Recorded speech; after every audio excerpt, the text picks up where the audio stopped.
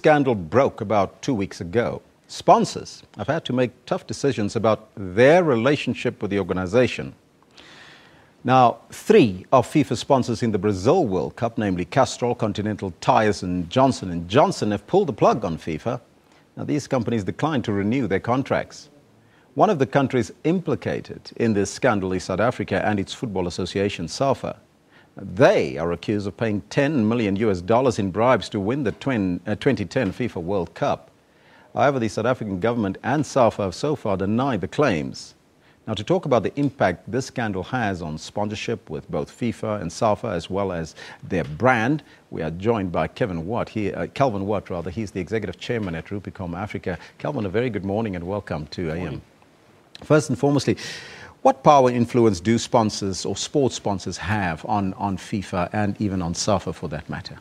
Well, certainly they have a role to play, and they have quite a powerful role within those organisations, but they certainly don't have a dominating role. I think at the end of the day, the balance of power really sits on the extent that their revenue makes up the total revenue of those organisations. And then people like FIFA and to some extent SAFA, the big money really comes in broadcast and other rights. So sponsors, sure, they have a role, but it's certainly not a dominant role.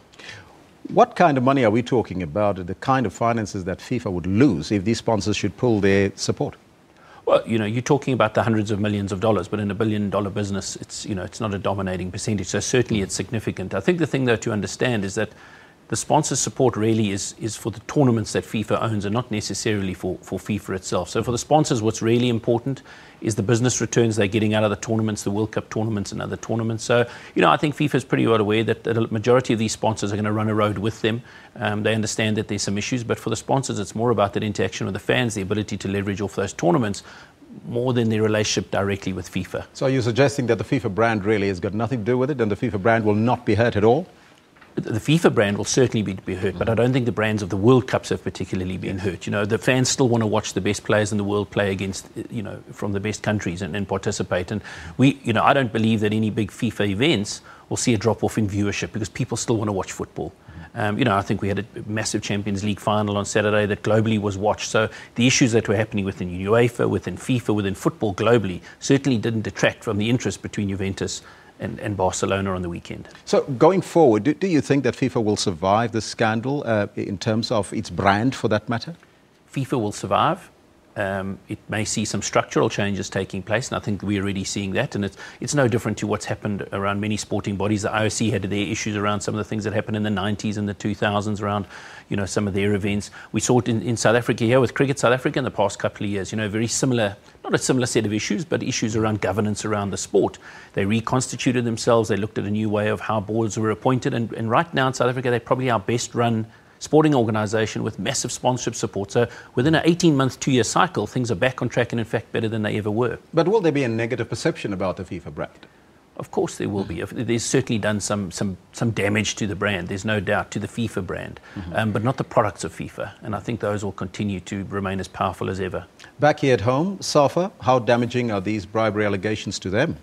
Well, I think it's certainly hurting them to some extent. I think there's no direct allegations against SAFA, really direct. It's about certain individuals and people that may be related to the SAFA incident. So at this stage, I don't believe that there's major issues for them. I think the most important thing for them now is to remain as honest as possible, as transparent as possible in what they're doing, and to say, and to action these items. One thing FIFA has gone into very quickly within a week. It's actioning the issues that were raised. So, I think if SAFA follows a similar approach, I don't believe there'll be too much damage to their brand in South Africa. Sports Minister was very quick to defend the allegations, to say that there was no bribe. But here at home, in retaining those sponsors, is that enough to retain those sponsors that we have for SAFA?